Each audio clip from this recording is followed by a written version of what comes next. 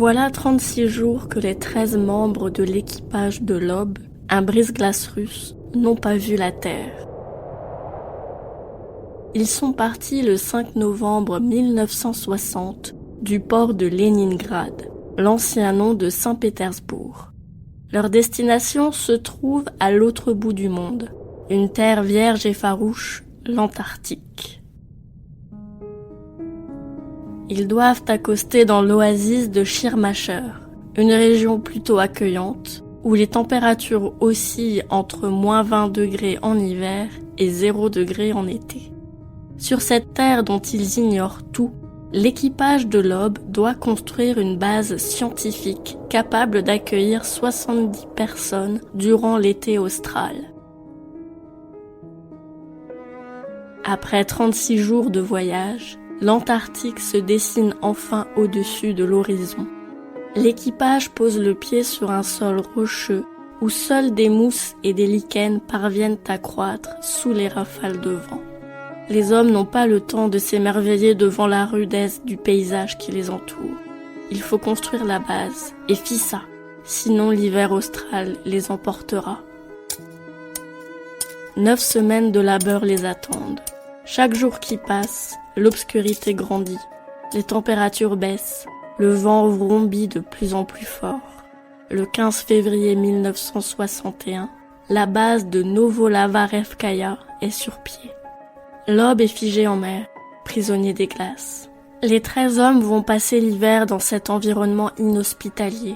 Les contacts avec le monde extérieur sont désormais impossibles. La mauvaise météo les coupe du monde. Ils ne peuvent plus compter que sur eux-mêmes. La bande compte un seul médecin, Léonid Rogozov, 27 ans. Il a embarqué sur l'Aube comme médecin de bord, mais aussi comme conducteur d'engin et météorologiste. Il s'apprêtait à présenter ses travaux de recherche sur la chirurgie de l'œsophage, mais a décidé, au dernier moment, de s'embarquer dans cette aventure humaine et scientifique unique.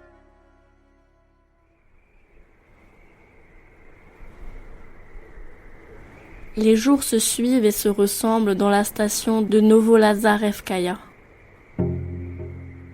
Chacun s'occupe comme il peut.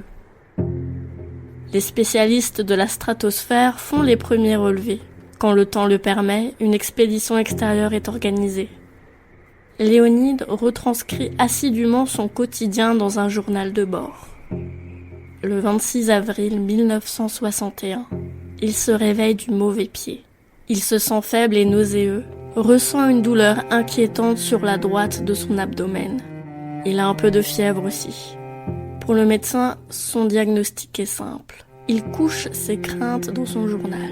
« Je crois que j'ai l'appendicite, mais je n'en parle pas trop. J'en plaisante même. Pourquoi inquiéter mes amis? Qui pourrait m'aider? La seule expérience médicale qu'un explorateur polaire a eue, c'est probablement sur la chaise d'un dentiste. » Une bonne vieille appendicite. Quoi de plus banal? Une opération de routine pour n'importe quel chirurgien officiant dans un hôpital bien équipé. Mais Léonide et ses collègues sont en Antarctique. Le vent fait trembler les parois de la station. Le soleil ne se lève que quelques heures par jour. Peut-on venir le chercher en avion? Impossible. Avec le mauvais temps, ce serait une mission suicide. La station la plus proche, celle de Mirny, est à plus de 1000 km. Entreprendre un voyage jusque là-bas est tout aussi inconsidéré. En plus, il est le seul médecin ici. Qui pourrait bien l'opérer? Avant d'envisager le pire, Léonide fait tout son possible pour que son appendicite ne dégénère pas en péritonite. Il se gave d'antibiotiques, applique une poche froide sur son abdomen pour empêcher l'organe de gonfler. Rien n'y fait. Les vomissements redoublent d'intensité. La fièvre ne descend pas. La douleur est à la limite du supportable.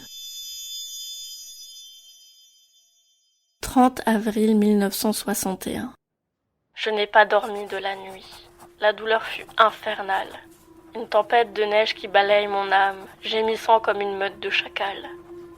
La bonne nouvelle, c'est qu'il n'y a aucun signe de perforation imminente. Mais une certitude m'envahit. Il n'y a plus le choix. La seule solution, c'est de m'opérer moi-même. C'est pratiquement impossible, mais je ne peux pas baisser les bras et abandonner. 18h30, le même jour. Je ne me suis jamais sentie aussi mal de toute ma vie.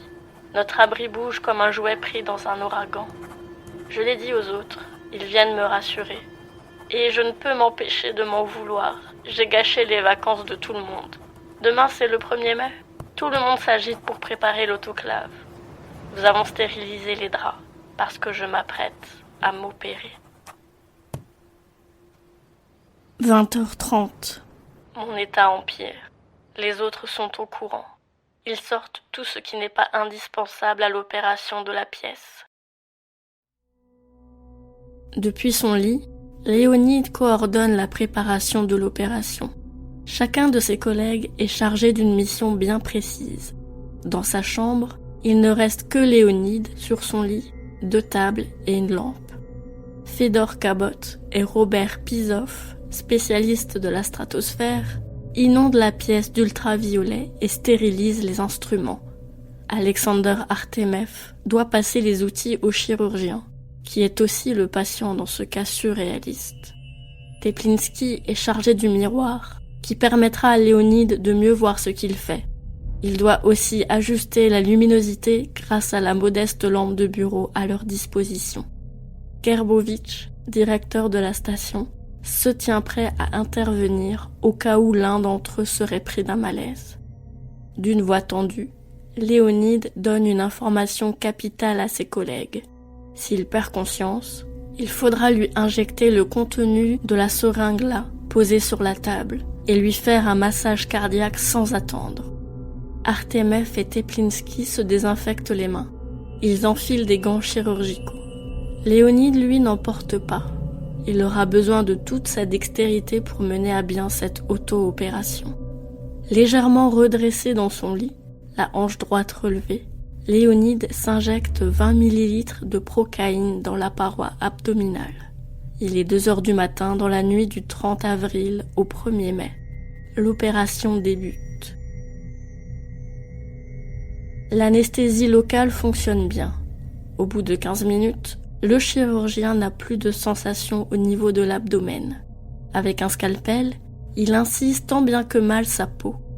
Les assistants d'infortune de Léonide tentent de garder leur calme, mais la vue du médecin en train de remuer ses propres entrailles a de quoi retourner les cœurs les plus vaillants.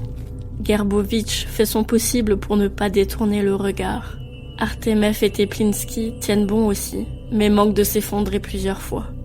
Léonide, lui, est concentré sur ce qu'il fait. Cela fait maintenant 40 minutes que l'auto-opération a débuté, et toujours aucun signe de l'appendice malade.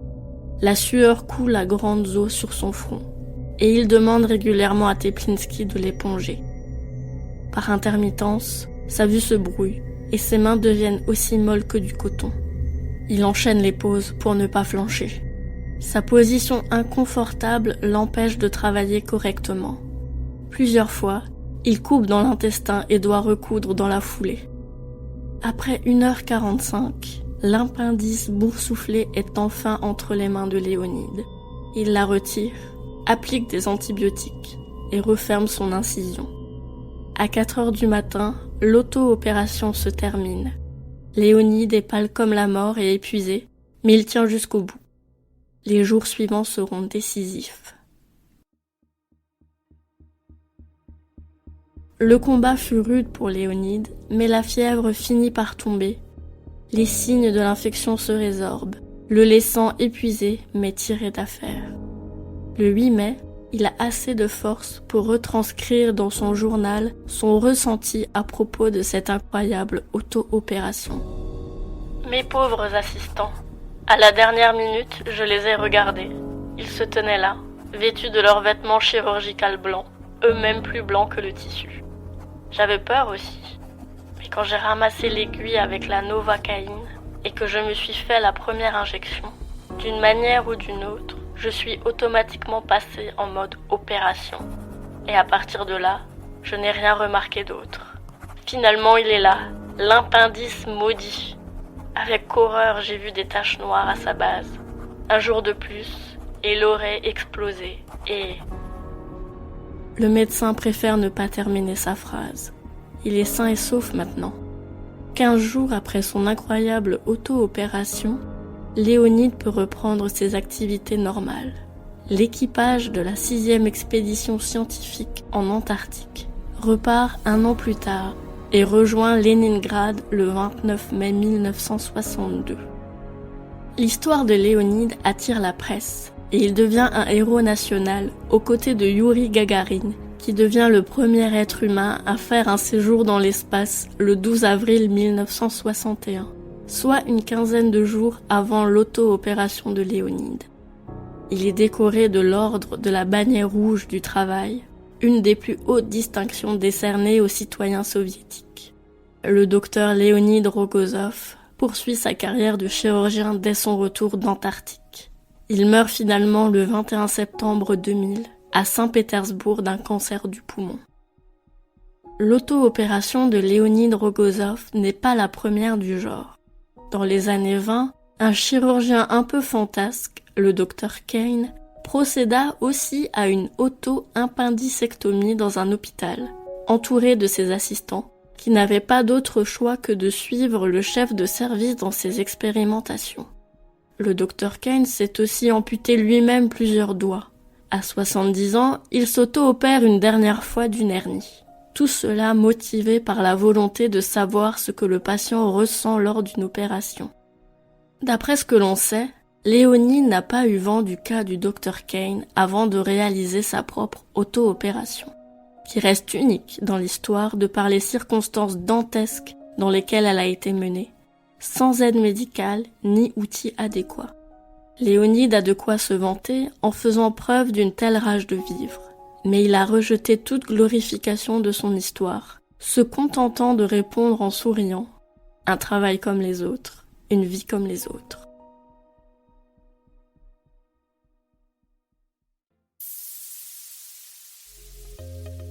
Merci d'avoir suivi cet épisode de Chasseurs de sciences.